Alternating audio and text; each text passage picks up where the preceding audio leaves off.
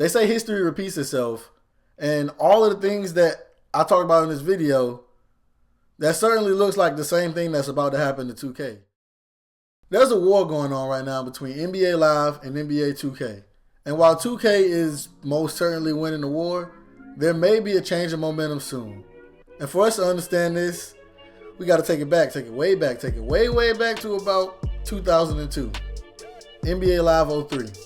Live was killing the game every year, outselling 2K, making better games. Consumers were all flocking to Live. 2K had like their little fan base, but for the majority, everybody was rocking with Live. And the following year, Live introduced a huge gameplay.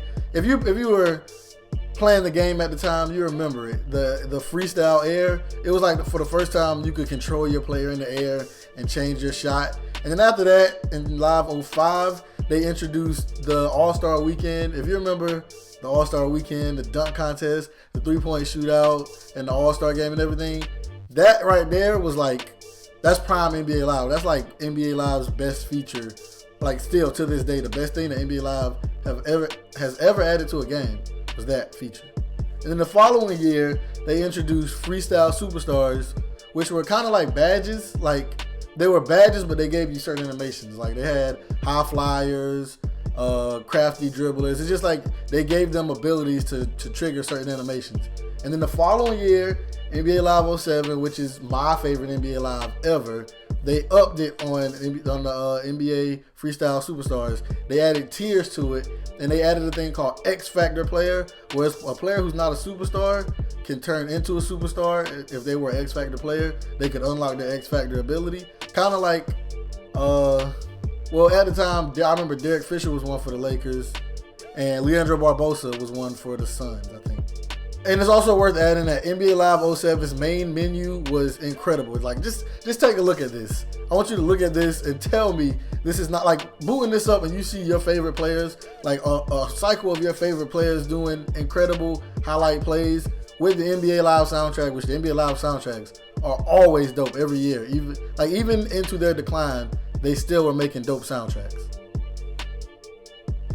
Then in 2008, that's when everything started to change. Live started making bad games. And throughout this whole time period that Live was outselling NBA 2K, 2K were making good games. Live had the edge because they were there first. Live was making basketball games since '94. So people already knew Live, and why would you change if it's not broken? Don't fix it, right? And 2K didn't come along until 1999 with their first game being NBA 2K. 2K outsold Live with NBA 2K9 versus NBA Live 09. So with their backs against the wall and their crown taken from them, EA Sports decided let's try our hardest this year. And at the time, I remember getting NBA Live 10 for Christmas, thinking it was a great game. And then, I went over to my friend's house, my friend Dylan. Dylan, I don't know if you watch my videos, but shout out to you. And I played 2K. I was horrible at it, but I realized, okay, I've been bamboozled. NBA Live is not good. This is not what basketball should feel like. This canned scripted game should not feel. This is not what basketball should feel like. So I realized I was bamboozled, and I took my NBA Live to GameStop, and I got NBA 2K10. So 2K Sports followed up NBA 2K10 with what many consider to be their best game, NBA 2K11. NBA 2K11, well, it was really a great game. I remember having so much fun playing that game. It was so much to do, and it was just an all-around great game. While on the other side, Live crashed and burned with NBA Elite 11, which didn't even reach the shelf. Like, I remember the Andrew Bynum Jesus glitch. In the demo, Andrew Bynum would get stuck at half court, like literally like this, and he couldn't move. Like you couldn't do nothing with him, and everybody was just roasting the game on YouTube. And after that, we saw the fall of NBA Live. Like, they didn't put out a game after that until what? NBA Live 14, which was bad. NBA Live 14 was really bad. And NBA Live 15, both of them were bad games and they didn't sell well. So coming up on these two games, the comeback of NBA Live, this is where we start to see what the stage that we are in now. The downfall of NBA 2K.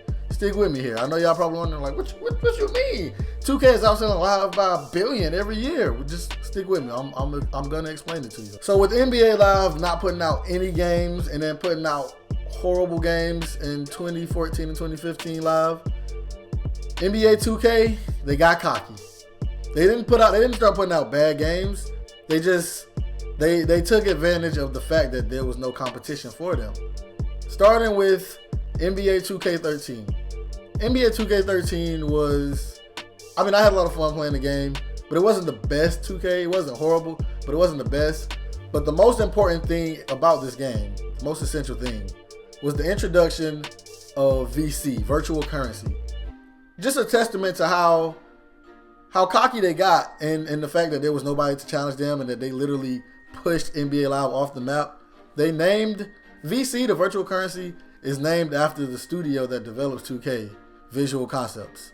That's like me making a form of money. Like if I made cryptocurrency, since that's all the rage now, Bitcoin and all that.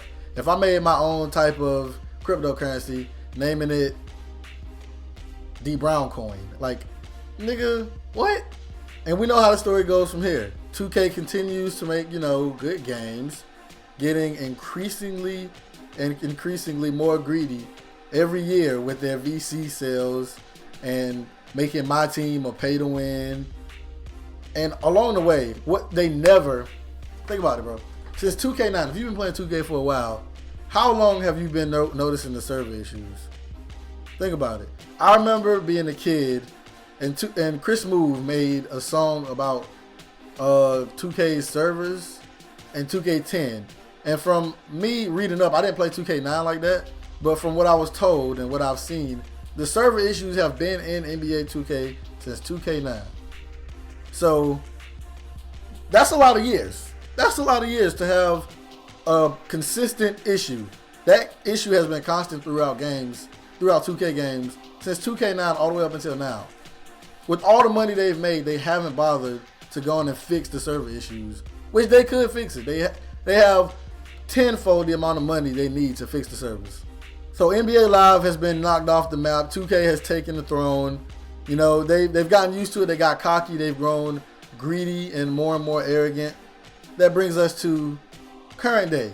2K17 was a rocky road. I know y'all remember 2K17 with the constant changing of the jump shots, the glitches every other week, the 2K17 Park After Dark. Like all the events, the park events was horrible failures. I never got to play any one of them. So now we're here. NBA Live 18 versus NBA 2K18. NBA 2K18 at launch had the VC apocalypse, where literally haircuts cost you the same amount of VC that you got from playing one game. That's crazy, right? You're supposed to be an NBA player, but you can't afford a haircut. But anyway, there's more to it than that. The unskippable cutscenes that are in game because 2K wants their product placement money from Reese's Puffs and Gatorade and Mountain Dew and Foot Locker. There are still glitches in the game every other week, new game-breaking glitches. I currently can't play my career mode because whenever I get presented with the MVP trophy, my game freezes. Like, it's been like that for 2 weeks. I cannot touch it. Whenever I try and play it, it gets stuck. Animation glitches, all kinds of stuff. The blow-by glitch is still in the game. It's not even a glitch. The blow-by animation that they put in the game that is randomly triggered, that is not skill-based, it happens on chance. There's nothing you can do to stop it. And the same server issues that have plagued the game since 2K9, almost a decade later. And on the other hand, NBA Live has a decent game out. There are people who are actually playing it. There are people in my comments who tell me, D Brown, play NBA Live. I bought NBA Live while it was on sale on PlayStation. I played it a little bit. It's not horrible. It's not a better game than 2K by no means. But 2K's ethics, the way they handle business within the game, and the fact that they don't listen to us. They listen to it, they hear us, but they don't listen to us.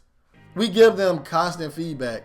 Like that, for one, that the blow-by animation is still in the game after people have been complaining about it since the launch of the game.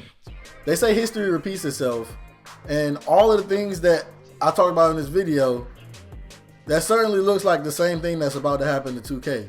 They got cocky and they started making, mistakes just like NBA Live did. I'm pretty sure NBA Live wasn't worried about, in 2004, NBA Live wasn't worried about 2K overtaking them. So they just started doing whatever they wanted to do, which is what's happening to 2K right now. They got cocky and they don't think no matter what they do, Live can't touch them. And the coming years will show if that's true or not. So if you enjoyed the video, be sure to leave a like. And if you're new, make sure you subscribe to the channel. I'll greatly appreciate that. So as always, I'm D. Brown Shinhan, and I'm up out of here. Always confident, there's nothing that I mentally fear except giving into new trends. Never look for new friends, cause I don't wanna ride with some loose ends. I'm barely paying rent, but it don't matter. They tell me bring a plate, but I'ma show up with the platter. Here's the ladder to success, better grab it before it's too late. I'ma be a multi-million-dollar man while you hate. Don't ask who's great, I'm in your vicinity, drivers